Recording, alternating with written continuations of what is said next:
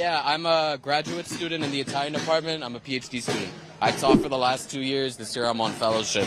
But we're all out here in solidarity. Yeah, so I've been reading a lot that, postdocs, fellowship folks are also being squeezed because sometimes you're in one position, then they move you to a next or cut you altogether. Yeah. Talk about your experience. Yeah, well, honestly, I've been kind of lucky myself because, I'm from the United States. I'm most worried for my international student friends who are worried about retaliation, getting their visas revoked, people losing health care, and all of the above. But generally, we're in angst. Like, the most extreme case I know, I have a colleague who's teaching 8 courses just to make ends meet. 8 courses? 8 courses at different institutions all around.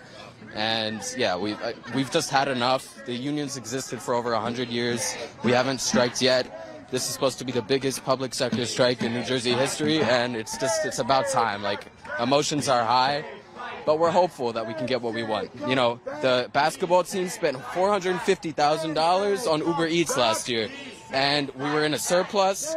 $400,000 on Uber Eats? $50,000 on Uber Eats just for the football team, and we don't even win. What the fuck are they eating? I don't fucking know. Not enough because we keep losing. I mean, that's insane. You don't really think about that when you think about academia, Yeah, no, you don't. You don't at all, Students see professors as their professors. They don't understand the precarious situation that many of us are in. And unfortunately, the administration doesn't see us the same way that students do.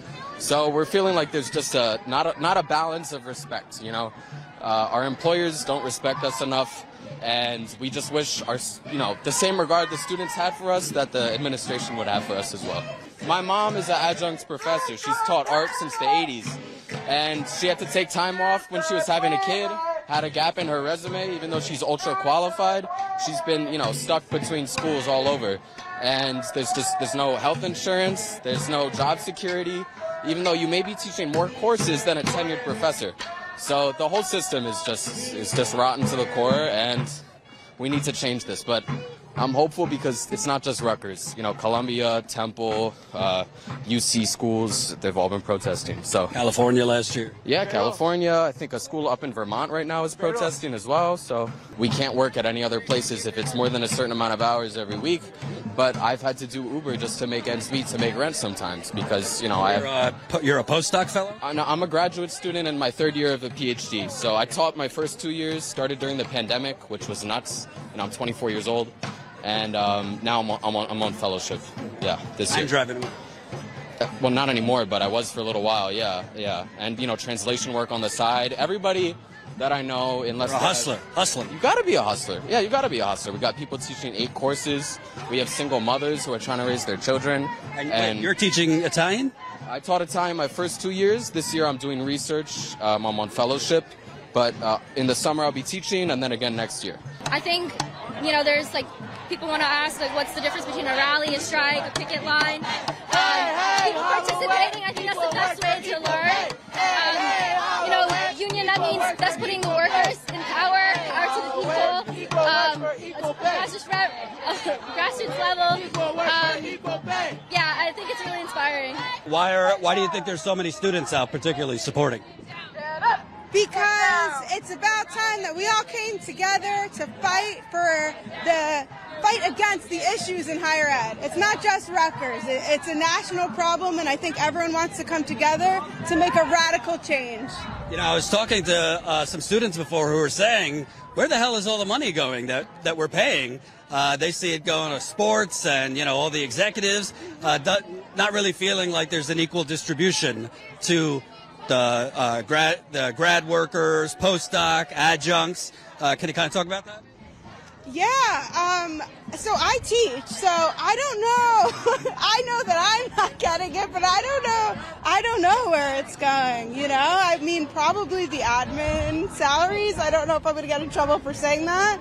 You're on strike. How much trouble can you go? Right, but I mean, I don't know. I think the funds are there, and I think, like I said, I love Rutgers, and that's why I'm here, and I'm passionate about making a change because I just think it's a wonderful community, and hopefully everyone will walk away happy from it. We are putting in the hours. I work every weekend. I work every night. I try and show up for my students. And I do think, like, especially for people who are part-time at multiple schools, like, it's not a sustainable long-term option. And you want to bring professors who care about the students. So I think that, treating them fairly is the right thing to do. And also, this is New Jersey, New York. I mean, some of the most expensive places to live. Right. Yet people are living in their cars, on food stamps. You don't really think about that when you think academia, that people will be forced into that. Right, exactly. And it's, everyone that does it is because we love it and we love the students and we want to come to work. So it's, you don't want to make people choose between showing up for kids in higher ed and having to get a different job to live, So here we have a sign, equal work, equal pay. We have a sign, we deserve more than scraping by. We are on strike for a better Rutgers. Thanks for the super chat. JG, $5. Love this. We should always support the truth. Absolutely. Absolutely. We see dogs. We see babies, young people. It's a beautiful thing. It's a beautiful thing. So you're an adjunct professor here? I'm an adjunct professor here. Yeah, I've been here 10 years teaching journalism. I teach an intro course to journalism. And actually, I graduated from here a long time ago, in 1988. Then I came back after I spent 20-plus years as a working journalist. I came back here, so. And what kind of places did you work as a journalist? Mostly local, the local weeklies in the region. My hometown paper, that kind of thing. Before they gutted them all? Before they gutted them all, they were all shut down, sold, whatever, right? And I've done some other work. I do a lot of freelance still for some national places, the Progressive Magazine and some others. So, awesome. Non-tenure track professors, if they were teaching the same course load as me, they would be making somewhere in the neighborhood of $37,000 to $38,000, which is not a lot, but significantly more, obviously, than what we're making. So that's where we, one of our key. I don't know if it's on the. I don't have the shirt on today. So we're asking for equal pay to bring the adjuncts up to where the non-tenure track people are. We teach adjuncts teach about 1 out of every 3 classes. Grads and NTTs teach another third, maybe a little bit more. What's NTT stand for? Non-tenure track, I'm sorry. Whereas the tenure track, the people we think of as the professor, right, when you have, the tweed jackets with the arm patches and that kind of stuff, they're only teaching about a quarter to a third of the classes at this point. And the university does that because it argues that it needs the flexibility that having people working outside of tenure provides. But what they're really saying is they want to rely on low-wage workers and they want to rely on contingent workers. They want to treat us like gig workers, really. We are functional like gig workers. When there's a need for classes, we get a job. I probably earned $22,000 to teach 6 classes in the spring. Okay, yeah, $40,000, but this is New Jersey, right?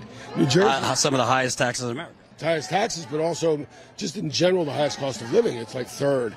The living wage is generally marked for a person who's not married, for a person, without kids. It's you have to make $40,000 to $45,000 a year just to survive. That's without having much of a life beyond paying your bills, right? I mean, I was talking to somebody else who was referring to kind of extra middleman management, the bureaucracy at the top of these universities, a lot of duplicative positions, a lot of positions you don't even know what the hell people do. Obviously, the sports stadiums, the money that goes into. I'm not saying that sports isn't important. It does bring in a lot of resources and interest to schools, but there's got to be a more just distribution. It's all about priorities, right? So, the administration right now says they don't have the money, and they say that, recurring revenue is not keeping up with what we're spending. That's BS. They're running, essentially what they're running is a surplus. Their surplus is almost $900 million.